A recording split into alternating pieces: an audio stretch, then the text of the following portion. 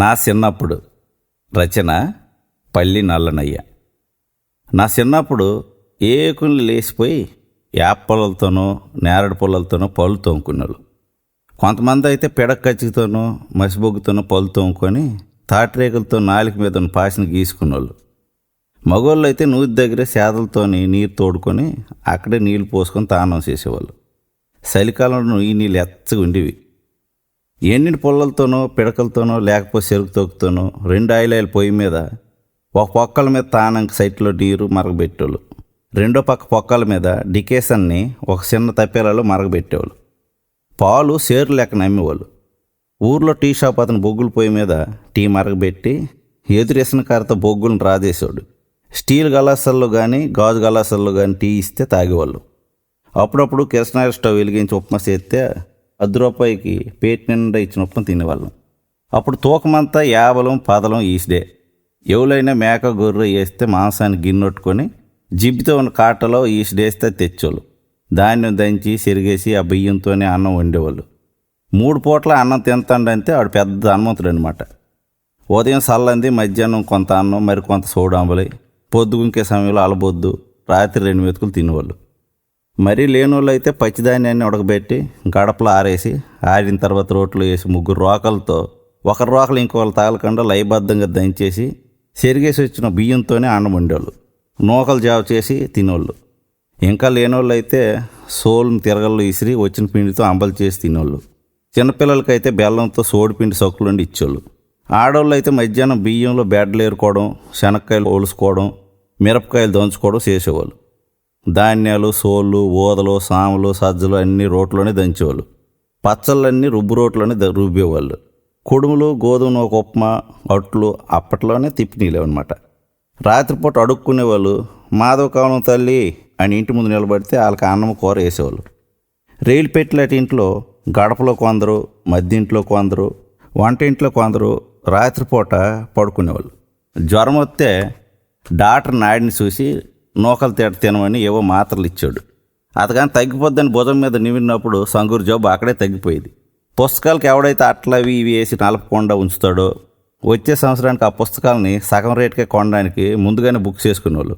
నోట్బుక్లు, తెల్ల కాగితాలు టావులు కొనుక్కొని మధ్య కుట్టు వేసుకొని రాసుకునేవాళ్ళు. కిందటి ఏడాది నోట్బుక్ల్లో మిగిలిపోయిన తెల్ల కాగితాలన్నీ కలిపి ఒక రఫ్ బుక్ కుట్టుకునేవాళ్ళు. రేడియో మంచం పక్కన ఎట్టుకొని పాటలు, రంగస్థల పద్యాలు వినేవాళ్ళు. యాసీకాలం ఆరుబయటే మంచాలు వేసి తొంగునేవాళ్ళు. లోపల ఒక్కపోస్తే ఇసనకారతో ఇసురుకొని నిద్రలోకి జారుకునేవాళ్ళు. సైకిల్ నేర్చుకోవడానికి గంటకి 10 పైసలు అద్దిచ్చి సైకిల్పై మంకీ తొక్కి వెనక ఫ్రెండ్స్ని ఎక్కించుకొని డబల్ తొక్కి ఊరంతా బెల్లకొట్టి తిరిగేవాళ్ళు. అప్పుడు దద్దలు, పిన్నులు, తమ్ముళ్ళు, చెల్లెళ్ళు అందరూ ఒక ఇంట్లోనే ఉమ్మడిగా ఉండేవాళ్ళు. సంక్రాంతి పెద్ద పండుగ ఎప్పుడు వస్తుందా అని ఎదురు చూసేవాళ్ళు. భోగి దగ్గర నుంచి ముక్కను వరకు సందడే సందడి. చిన్నపిల్లలైతే కొత్త బట్టలు కొంతరని గొప్ప సర్దపడేవాళ్ళు. లేకేరిన డబ్బులు సిక్కలు వేసుకుని యాత్రలకు వెళ్ళేవాళ్ళు. చుట్టాలు, బంధువులు, అల్లుళ్ళు, ఆడబొట్లు ఊరొచ్చి గొప్ప సందడి చేసేవాళ్ళు. చెంచులు, జంగాలు, హరిదాసులు, గంగిరెద్దోళ్ళు, డప్పులోళ్ళు, బుడబొక్కలోళ్ళు అందరూ అడుక్కోవడానికి వచ్చి ఊరంతా సంతోష పెట్టేవాళ్ళు. భోగి రోజు ఏకుని లేచిపోయి ఎండిపోయిన దొక్కలు, పారేసిన దోరబందాలు, పిడకలు అన్నీ కొప్పేసి భోగి దమటలు వేసేవాళ్ళు. పరగడుపునే సేదు తాగి తానం గీనం చేసేసి కొత్త బట్టలు వేసేసి ఊరంతా తిరిగేసి ఆటలన్నీ ఆడేసి ఇంటికి వచ్చేవాళ్ళు. పుస్తకం తీయమని ఈ పండుగ 4 రోజులు ఎవరు అడిగేవాళ్ళు కాదు.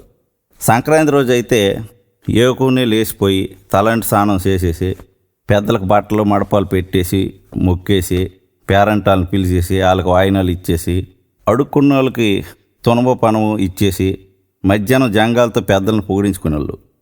సాయంత్రం సంగమై పూజ చేసేసి పద్య నాటకాలు, బుర్రకథలు ఏమైనా వేస్తే చూసేసి ఇంటికి వచ్చిన అల్లుల్ని, ఆడపిల్లల్ని అందరినీ మర్యాద చేసేవాళ్ళు.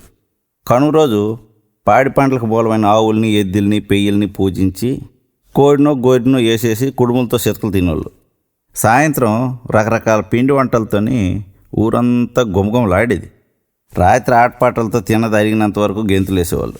ముక్కను వచ్చిందంటే సరావును పిలిపించి ఆడపిల్లలకి ముక్కు చెవులు కుట్టించేవాళ్ళు.